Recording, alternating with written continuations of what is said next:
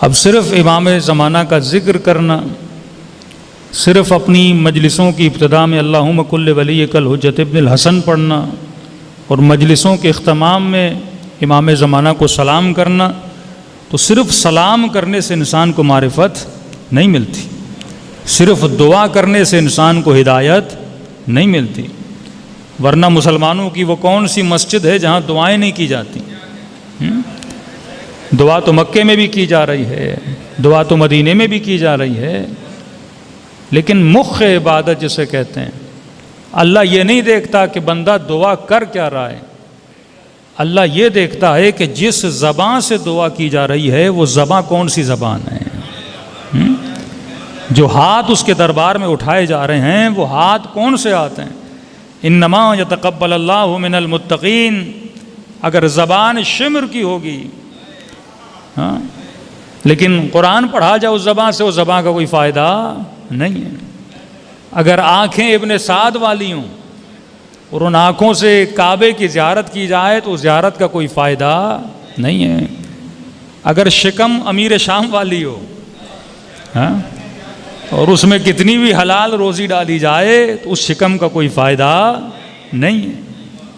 पहली शर्त यह है कि अगर पाक पानी पीना है तो उसके लिए पाक ज़र्फ़ का होना ज़रूरी है।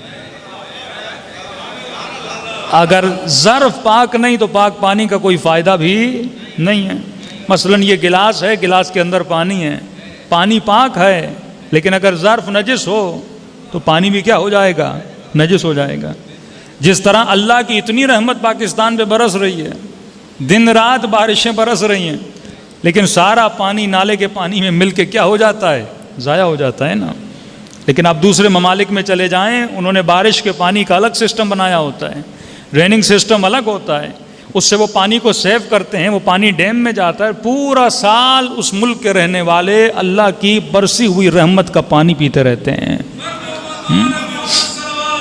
अल्लाहुम्मा सल्ली अला मुहम्मद।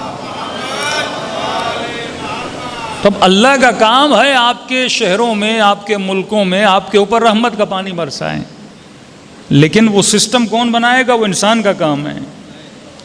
ये ड्रेनेज सिस्टम कौन बनाएगा? इंसान बनाएगा। अल्लाह की बरसे हुए रहमत के पानी को अलग कौन करेगा? ये इंसान करेगा।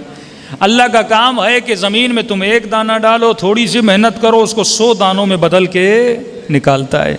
लेकिन उस दाने को काटना, उसको गंदुम बनाना, उसको आटा बनाना, उसको घर तक लाना, ये किसकी जिम्मेदारी है? इंसान की जिम्मेदारी है। इमाम हुसैन का काम था कि करबला जाएं और पूरी इंसानियत को पैगाम दें। सैयदा ज़ैनब का कमाल ये था कि बीबी के सदक़े में आज ये मजलिसें बपा हो रही हैं। इमाम ज़ैनुल आबिदीन का कमाल ये था कि आज तुम्हारे घरों में सहीफ़े सज्जादिया है, आज तुम्हारे घरों में मफातिहुज जनान है। तो उनका काम है कि चीज़ों को प्लेट में रख के तुम्हारे घरों तक पहुँचाना, लेकिन उस चीज़ को खाना, उससे इस्तिफ़ादा करना, ये किसका काम है? इंसान का काम है।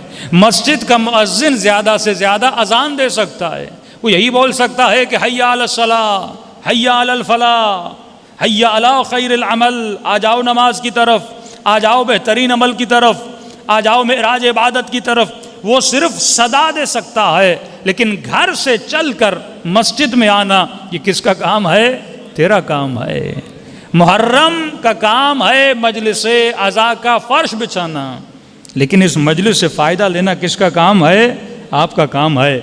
माँ भी ज़्यादा से ज़्यादा खाना बना के प्लेट में रखती है, बहुत ज़्यादा माँ मेहरबान हो जाए वो लुक़मा बना के तेरे मुंह में डालेगी, लेकिन लुक़मे को चबाना किसका काम है? तेरा काम है। अब ये नहीं हो सकता कि बंदा बोले चबाऊंगा भी नहीं, पेट में डालूंगा भी नहीं। अल्लाह फरमाता है नहीं, मैं सिर्फ तुम्हें हिदायत का रास्ता दिखाता हूँ, मैं तुझे ये बताता हूँ क्या नामता अलैहिम कौन है, तुझे किन के रास्ते पे चलना है, लेकिन उनको तलाश करना ये तेरा काम है। हुसैन को ढूंढना ये तेरा काम है, इमाम ज़माना से मिलना ये तेरा काम है। अब तू एक कदम बढ़ाता है, खुदा 10 कदम बढ़ाता है। सलवात पढ़े मोहम्मद व आले मोहम्मद।